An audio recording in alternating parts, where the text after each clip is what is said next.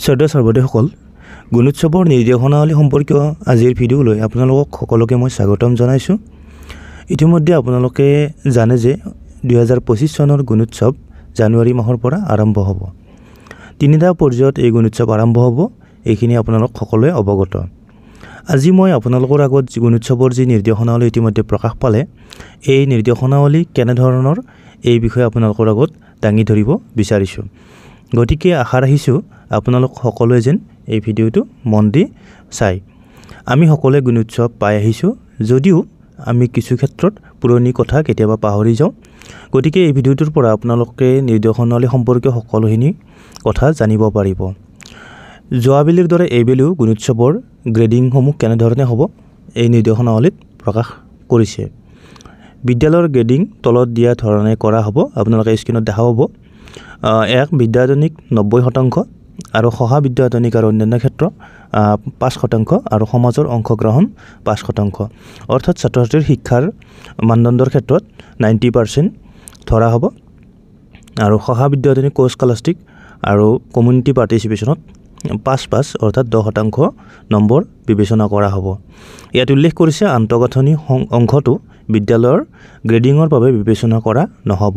বিদ্যালয়খন আন্তঃগাঁথনি যিমানে সুন্দৰ বা ভাল নহ'লেও এইটো গ্ৰেডিঙৰ কাৰণে বিবেচনা কৰা নহ'ব বুলি উল্লেখ কৰিছে। মূল দিশসমূহ ইয়াত দিয়া হৈছে। আপোনালোক সকলোৱে জানে স্বমূল্যায়ন আৰু বাহ্যিক মূল্যায়ন প্ৰতিখন বিদ্যালয়তে 2 দিনকৈ মূল্যায়ন অনুষ্ঠিত হ'ব। আৰু স্বমূল্যায়ন আমি সকলোৱে জানো নিজ বিদ্যালয়ৰ শিক্ষক শিক্ষয়িত্ৰী, বিদ্যালয় পৰিচালনা সমিতি আমি সকলোৱে স্বমূল্যায়ন অনুষ্ঠিত কৰোঁ। আৰু বাহ্যিক মূল্যায়নৰ দিনা যিহেতু বহিমূল্যক আহিব, সেইদিনাখন বাহ্যিক মূল্যায়ন অনুষ্ঠিত হ'ব। মূল্যায়ন OMR ভিত্তিক হ'ব। তৃতীয় শ্ৰেণীৰ পৰা OMR চিট নিজে পূৰ কৰিব। তৃতীয় শ্ৰেণীৰ পৰা সকলোৱে নিজে OMR চিট পূৰ কৰিব লাগিব বুলি কোৱা হৈছে। আৰু যিহেতু তৃতীয় শ্ৰেণীত এইবেলি আমাৰ পজিটিভ এটা কথা ক'ব পাৰোঁ যে নাচৰ যি পৰীক্ষা অনুষ্ঠিত হৈ আছে, তৃতীয় শ্ৰেণীৰ ছাত্ৰ ছাত্ৰীসকলে নিশ্চয়কৈ এই নাচৰ জৰিয়তে OMR চিট পূৰণত সুবিধা গুণোৎসৱত আহিব। প্ৰতিগৰাকী ছাত্ৰ ছাত্ৰীকে ব্যক্তিগতভাৱে প্ৰশ্নকাকত প্ৰদান কৰা হ'ব। প্ৰথম আৰু দ্বিতীয় শ্ৰেণীৰ ছাত্ৰ ছাত্ৰীৰ উত্তৰসমূহ ভৰাবৰ বাবে শ্ৰেণী অনুসৰি OMR চিট থাকিব। অৰ্থাৎ আপোনালোকে জানে যে প্ৰথম আৰু দ্বিতীয় শ্ৰেণীৰ প্ৰতিজন ষ্টুডেণ্টৰ কাৰণে একোখনকৈ OMR চিট নাথাকিব, শ্ৰেণী অনুসৰি একোখনকৈ OMR চিট থাকিব। আৰু ইয়াত কৈছে বহিমূল্যায়কে বা শিক্ষকে ছাত্ৰ ছাত্ৰীৰ সঁহাৰি অনুযায়ী প্ৰশ্ন তথা উত্তৰ OMRত পূৰ কৰিব। তৃতীয় শ্ৰেণীৰ পৰা OMR চিট প্ৰত্যেক শিশুৰ বাবে ব্যক্তিগতভাৱে থাকিব। তৃতীয় শ্ৰেণীৰ পৰা নৱম শ্ৰেণীলৈ সকলো শিশুৰে একোখনকৈ OMR চিট থাকিব আৰু লগতে প্ৰশ্নকাকতো একোখনকৈ থাকিব। প্ৰথম আৰু দ্বিতীয় শ্ৰেণীৰ প্ৰশ্নকাকত থাকিব, কিন্তু OMR চিটখন শ্ৰেণী অনুসৰি থাকিব। তলত উল্লেখ কৰা প্ৰশ্ন সংখ্যাৰ বিপৰীতে ছাত্ৰ ছাত্ৰীসকলে OMR পূৰণ কৰিব। ইয়াত প্ৰশ্ন সংখ্যা দিয়া আছে। শ্ৰেণী তৃতীয়ৰ পৰা পঞ্চমলৈ প্ৰশ্ন নম্বৰ 1ৰ পৰা 58লৈকে তেওঁলোকে এই প্ৰশ্ন উত্তৰ কৰিব লাগিব। ষষ্ঠৰ পৰা অষ্টমলৈ 1ৰ পৰা 98লৈকে তেওঁলোকে প্ৰশ্ন উত্তৰ কৰিব লাগিব। আৰু নৱমৰ দিয়া হৈছে 1ৰ পৰা 100লৈকে। গতিকে তলত দিছে নিম্নলিখিত ক্ৰমিক নম্বৰ অনুসৰি প্ৰশ্নসমূহৰ বিপৰীতে ছাত্ৰ ছাত্ৰীসকলে জনোৱা সঁহাৰিৰ ভিত্তিত শিক্ষক শিক্ষয়িত্ৰী বহিমূল্যায়কৰ দ্বাৰা OMR চিটসমূহ পূৰ কৰা হ'ব। অৰ্থাৎ ইয়াত যিখিনি নিউমাৰেচি বা লিটাৰেচি লিখিব দিয়া হয়, বাক্য তৃতীয়ৰ পৰা পঞ্চম শ্ৰেণীৰ ক্ষেত্ৰত বাক্য লিখিব দিয়া হয়। এনেধৰণে এই নম্বৰখিনি আমি যিহেতু প্ৰতি বছৰে শিক্ষকে বা বহিমূল্যায়কৰ নিৰ্দেশনাত আমি পূৰ কৰি আহিছোঁ, এইবেলিও তেনেধৰণে হ'ব। তৃতীয়ৰ পৰা পঞ্চম শ্ৰেণীলৈ 59ৰ পৰা 63 নম্বৰলৈ এইখিনি শিক্ষকে বা বহিমূল্যায়কে পূৰ কৰিব। আৰু লগতে প্ৰথম আৰু দ্বিতীয়ৰ সকলো প্ৰশ্নই আমি শিক্ষকে বা বহিমূল্যায়কে পূৰ কৰিব লাগিব। আৰু তৃতীয়ৰ পৰা পঞ্চমলৈ 59 নম্বৰটো হ'ব লেংগুৱেজ 1, 60 নম্বৰ লেংগুৱেজ 2 আৰু 61 নম্বৰটো এৰ পৰা ইলৈ, অৰ্থাৎ 5টা প্ৰশ্ন থাকিব। এইটো নিউমাৰেচিৰ থাকিব, সাংখ্যিক ধাৰণা। আৰু 62 নম্বৰত ভাষা 1, 63 নম্বৰত ভাষা 2 অৰ্থাৎ লেংগুৱেজ 1 আৰু লেংগুৱেজ 2। ষষ্ঠৰ পৰা অষ্টম শ্ৰেণীলৈ প্ৰশ্ন নম্বৰ 99ৰ পৰা 103লৈকে এইখিনি শিক্ষকে পূৰণ কৰিব, ছাত্ৰ ছাত্ৰীসকলে এইখিনি পূৰ কৰিব নালাগে। নৱম শ্ৰেণীৰ ক্ষেত্ৰত 101ৰ পৰা 105 লৈকে তেওঁলোকে এইখিনি পূৰ কৰিব নালাগে, শিক্ষকে পূৰ কৰিব। নৱম শ্ৰেণীৰ ক্ষেত্ৰত আধুনিক ভাৰতীয় ভাষা অৰ্থাৎ MIL 102 নম্বৰ থাকিব। ইংৰাজী 103 এৰ পৰা D লৈকে তাত 4টা প্ৰশ্ন থাকিব। 104ত আধুনিক ভাৰতীয় ভাষা MILৰ আৰু 105ত ইংৰাজীৰ থাকিব। দক্ষতা পঠন লিখন আৰু সাংখ্যিক দক্ষতা, মৌলিক গাণিতিক প্ৰয়োগ, বিষয়ভিত্তিক শিকন, ফলাফল প্ৰশ্ন একেখন প্ৰশ্ন কাকততে থাকিব। গোটেইখিনি প্ৰশ্ন একেখন প্ৰশ্ন কাকতত থাকিব। বাহ্যিক মূল্যায়নৰ দিনা লিখন আৰু সাংখ্যিক ধাৰণা, মৌলিক গাণিতিক প্ৰয়োগ, দক্ষতাৰ মূল্যায়ন সকলো ছাত্ৰ ছাত্ৰীৰ বাবে কৰা হ'ব। এই গোটেইখিনি সকলো ছাত্ৰ ছাত্ৰীৰ থাকিব। উক্ত দক্ষতা ভিত্তিক প্ৰশ্নসমূহ একেখন প্ৰশ্ন কাকতত থাকিব আৰু উত্তৰ কৰিবৰ বাবে তাত খালী ঠাই ৰখা হ'ব। যদিহে ছাত্ৰ ছাত্ৰীসকলে তাত যদি অংক থাকে তাত খালী ঠাই ৰখা হ'ব, তাত তেওঁলোকে কৰিব পাৰিব।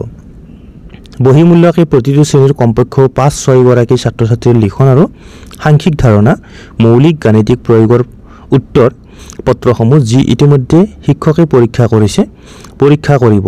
অৰ্থাৎ শিক্ষকে যিখিনি নিউমাৰেচি বা লিখনৰ আমি মাৰ্ক কৰিম এইখিনি আকৌ বহিমূল্যকে চাব আৰু যদিহে ঠিকেই আছে এইখিনি OMR চিটত ভৰাবলৈ দিব। বিদ্যালয়ে স্বমূল্যায়নৰ দিনাই 100% ছাত্ৰ ছাত্ৰীৰ পঠন দক্ষতাৰ মূল্যায়ন কৰিব আৰু পৰিশিষ্ট 4 অৰ্থাৎ আমি ৰিডিঙৰ যি নাম্বাৰ আমি তেখেতসকলক দিওঁ, এইখন পৰিশিষ্ট 4 এইখন আমি ডাউনলোড কৰি প্ৰিণ্ট আউট কৰিব লাগিব। প্ৰপত্ৰ অনুসৰি নম্বৰসমূহ পূৰাব। বাহ্যিক মূল্যায়নৰ দিনা বহিমূল্যকে প্ৰতিটো শ্ৰেণীৰ 10% ছাত্ৰ ছাত্ৰীৰ পঠন দক্ষতাৰ মূল্যায়ন কৰিব আৰু প্ৰতিটো শ্ৰেণীৰ 10% ছাত্ৰ ছাত্ৰীৰ তেখেতে আকৌ মূল্যায়ন কৰিব। অৱশ্যে যদিহে কোনো ছাত্ৰ ছাত্ৰীৰ সংখ্যা 10 জন পৰ্যন্ত হয় তেনেহ'লে 100% ছাত্ৰ ছাত্ৰীৰ পঠন দক্ষতা বহিমূল্যকে মূল্যায়ন কৰিব। যদিহে শ্ৰেণীত 10 জন ছাত্ৰ ছাত্ৰী থাকে বা কম থাকে তেনেহ'লে এক্সটাৰ্নেল এভালুৱেটৰে সকলোখিনি ছাত্ৰ ছাত্ৰীৰে তেখেতে মূল্যায়ন কৰিব। যদিহে 10% ছাত্ৰ ছাত্ৰীৰ পঠন দক্ষতাৰ নম্বৰ স্বমূল্যায়নৰ নম্বৰৰ লগত কম বেছি পৰিমাণে মিলি থাকে, অৰ্থাৎ আমি দিয়া নম্বৰৰ লগত মিলি থাকে, তেনেহ'লে এক্সটাৰ্নেল এভালুৱেটৰে কৰ্তৃপক্ষক OMR চিটত পঠন দক্ষতাৰ নম্বৰসমূহ ভৰোৱাৰ অনুমতি দিব। কিন্তু বাহ্যিক মূল্যায়ন আৰু স্বমূল্যায়নৰ নম্বৰৰ মাজত বৃহৎ পাৰ্থক্য থাকে, যদিহে থাকে তেনেহ'লে বহিমূল্যকে শিক্ষকক শ্ৰেণীটোৰ আটাইকেইগৰাকী ছাত্ৰ ছাত্ৰীৰ পুনৰ মূল্যায়ন কৰাৰ বাবে নিৰ্দেশনা দিব। অৰ্থাৎ আমি যদি ৰিডিঙৰ মাৰ্কছসমূহ বেছিকৈ দিওঁ পঢ়িব নোৱাৰা ছাত্ৰ ছাত্ৰীক তেনেহ'লে তেখেতে সকলো ছাত্ৰ ছাত্ৰীকে আকৌ পুনৰাই মূল্যায়ন কৰিব। যদিহে আমি দিয়া নাম্বাৰৰ লগত এক্সটাৰ্নেল এভালুৱেটৰে অনুভৱ কৰে যে ঠিকেই আছে তেনেহ'লে তেখেতে আমাক নিজাকৈ পূৰাব দিব বা পূৰাবলৈ অনুমতি দিব। সেইমতে প্ৰতিটো শ্ৰেণীৰ বাবে পঠন লিখন সাংখ্যিক ধাৰণা মৌলিক গাণিতিক প্ৰয়োগৰ ফ্ৰেম সুকীয়া হ'ব। বিদ্যালয় মূল্যায়নৰ ক্ষেত্ৰসমূহ বিদ্যালয়ে আগতীয়াকৈ পূৰ কৰি ৰাখিব আৰু বহিমূল্যায়নৰ 3 দিন আগত অনলাইনৰ যোগেদি জমা দিব। আমি যি বিদ্যালয় মূল্যায়ন কৰিব লাগিব এইখন আমি অনলাইনত যোৱাবাৰো যিহেতু দিয়া হৈছে তেনেদৰে আমি অনলাইনত ছাবমিট কৰিব লাগিব। বহিমূল্যকে বিদ্যালয় মূল্যায়ন সংক্ৰান্তীয় ক্ষেত্ৰসমূহ যেনে সহাবিদ্যায়তনিক আৰু অন্যান্য ক্ষেত্ৰ, সমাজ জড়িতকৰণ আৰু অৱদান আন্তঃগাঁথনি ইত্যাদি নিৰীক্ষণ কৰিব তথা প্ৰয়োজন সাপেক্ষে সম্পাদনা কৰিব আৰু সম্পাদিত চূড়ান্ত ক্ষেত্ৰভিত্তিক তথ্য ছফ্টৱেৰত পৰ্টেলত বাহ্যিক মূল্যায়নৰ দিনে আপলোড কৰিব আৰু তেখেতে বিদ্যালয়ৰ যি বহিমূল্যায়ন কৰিব এই সকলোখিনি তথ্য ছফ্টৱেৰ বা পৰ্টেলত সেইদিনাখনে তেখেতে আপলোড কৰিব। চাহ বাগিচা অঞ্চলৰ মূল্যায়নৰ সময়সূচী গুণোৎসৱৰ সময়ত অন্যান্য বিদ্যালয়ৰ দৰে একে থাকিব। অৰ্থাৎ চাহ বাগিচাৰ বিদ্যালয়সমূহৰ যিহেতু মৰ্ণিং ক্লাছ হৈ থাকে কিন্তু গুণোৎসৱৰ ক্ষেত্ৰত একে সময়তে আৰম্ভ হ'ব। নিম্ন প্ৰাথমিক, উচ্চ প্ৰাথমিক আৰু মাধ্যমিক পৰ্যায়ৰ গোপনীয় সামগ্ৰীৰ পেকেটৰ ৰং বেলেগ বেলেগ হ'ব। অৰ্থাৎ 3টা ৰং থাকিব, নিম্ন প্ৰাথমিক, উচ্চ প্ৰাথমিক আৰু মাধ্যমিকৰ ক্ষেত্ৰত প্ৰতিটো পেকেটৰ ৰং বেলেগ বেলেগ অৰ্থাৎ 3টা ৰঙত থাকিব। সকলো গোপনীয় সামগ্ৰীৰ পেকেট বহি মূল্যায়কৰ উপস্থিতিত খুলিব লাগিব আমি যিখিনি সামগ্ৰী খুলিব লাগিব গোপনীয় সামগ্ৰী প্ৰশ্ন কাকত এইখিনি বহি মূল্যায়কৰ আগত আমি খুলিব লাগিব যদি হে কিবা কাৰণবশতঃ তেহেত সময়মতে উপস্থিত নহয় তেনেহলে আমি বিদ্যালয় পৰিচালনা সমিতিৰ উপস্থিতিত আমি পেকেটবোৰ খুলিব পাৰিম আৰু তাৰ ৰেকৰ্ড আমি ৰাখিব লাগিব পেকিংৰ নিৰ্দেশনাৱলী দিয়া নিৰ্দেশ অনুযায়ী সকলো পূৰ কৰা OMR শীট পেকেট কৰি ৰাজ্যিক পৰ্যায়ত স্কেনিং বিশ্লেষণ আৰু ফলাফল প্ৰস্তুতিৰ কাৰণে প্ৰেৰণ কৰিব লাগিব আৰু আমাৰ OMR শীটখন আমি সুন্দৰভাৱে পেকিং কৰি এইখিনি আমি CRCC বা অন্যান্য ঊৰ্ধ্বতম কৰ্তৃপক্ষৰ হাতত আমি জমা দিলে হ'ব যদি কোনো ছাত্ৰ-ছাত্ৰী অনুপস্থিত থাকে তেনেহলে তেওঁৰ নামৰ বিপৰীতে থকা বিত্তসমূহ পূৰ কৰিব নালাগে অৱশ্যে বিদ্যালয়ৰ গ্ৰেডিঙৰ সময়ত সেই অনুপস্থিত ছাত্ৰ-ছাত্ৰীক বিবেচনা কৰা হ'ব যদি হে কোনো ছাত্ৰ-ছাত্ৰী অনুপস্থিত থাকে গতিকে শিক্ষকসকল আমি যাতে ছাত্ৰ-ছাত্ৰী আমাৰ বিদ্যালয়ত অনুপস্থিত নাথাকে তেনেধৰণে আমি যিমান পাৰো চেষ্টা কৰিব লাগিব কিয়নো যদি হে এজন ছাত্ৰ অনুপস্থিত থাকে তেহেতৰ নাম যি নম্বৰ এই নম্বৰ 0 বুলি গণ্য কৰা হ'ব আৰু সকলোৰে লগত এই নম্বৰটো মিলাই স্কুলৰ গ্ৰেডিঙৰ ক্ষেত্ৰত এইটো আমাৰ খুবেই লোকচানৰ সন্মুখীন হ'ম গতিকে আমি ছাত্ৰ-ছাত্ৰী সম্পূৰ্ণ উপস্থিতি যাতে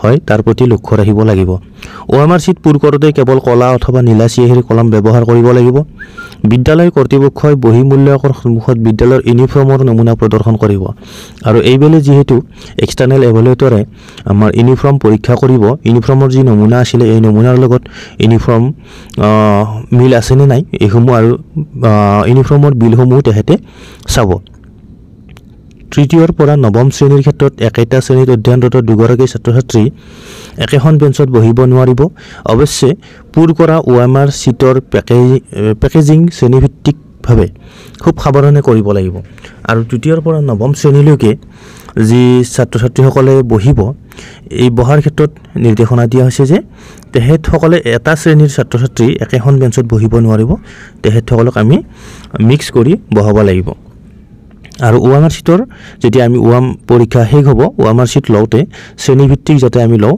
খুব সাৱধান হোৱাৰ কথা কোৱা হৈছে আৰু তলত ছাত্ৰ-ছাত্ৰী বহাৰ আসনৰ পৰিকল্পনা এনেধৰণে দিয়া হৈছে আপোনালোকে দেখাই পাইছে যে যদি আমি এজন তৃতীয় শ্ৰেণীৰ দিওঁ এজন চতুৰ্থ শ্ৰেণীৰ এজন পঞ্চম শ্ৰেণীৰ ঠিক তেনেধৰণে পিছৰ বেঞ্চত পঞ্চম শ্ৰেণী তৃতীয় শ্ৰেণী চতুৰ্থ শ্ৰেণী অৰ্থাৎ পিছৰজন ছাত্ৰ-ছাত্ৰী যাতে একে শ্ৰেণীৰ নহয় তেনেধৰণে এখন আমাক আসনৰ পৰিকল্পনা দিছে সকলোখিনি শ্ৰেণীৰে এনেদৰে আসনৰ পৰিকল্পনা দিছে গতিকে মূল কথাখিনি নিৰ্দেশনাৱলী আপোনালোকৰ আগত মই এনেদৰে দাঙি ধৰিলো নিশ্চয় আপোনালোকৰ সহায়ক হ'ব গতিকে আমি যদি সময়তকৈ আগতে প্ৰস্তুত হ'ব পাৰো তেনেহলে আমাৰ গুণোৎসৱ সম্পৰ্কীয় যেহেতু বহু শিক্ষকে ভয় খায় নিশ্চয়কৈ আমাৰ ভয় খাব লগা একো নাই গতিকে আমি সদায় প্ৰস্তুত থাকিব লাগিব গুণোৎসৱৰ কাৰণে আমি সকলোৱে প্ৰস্তুত হ'ব লাগিব তেতিয়াহলে আৰু লগতে আমি যদি আগতীয়াকৈ নিৰ্দেশনাৱলী আমি যদি পঢ়ি চাও বা ভালদৰে এবাৰ ইয়াত চকু ফুৰাও তেনেহলে আমাৰ গুণোৎসৱৰ দিনা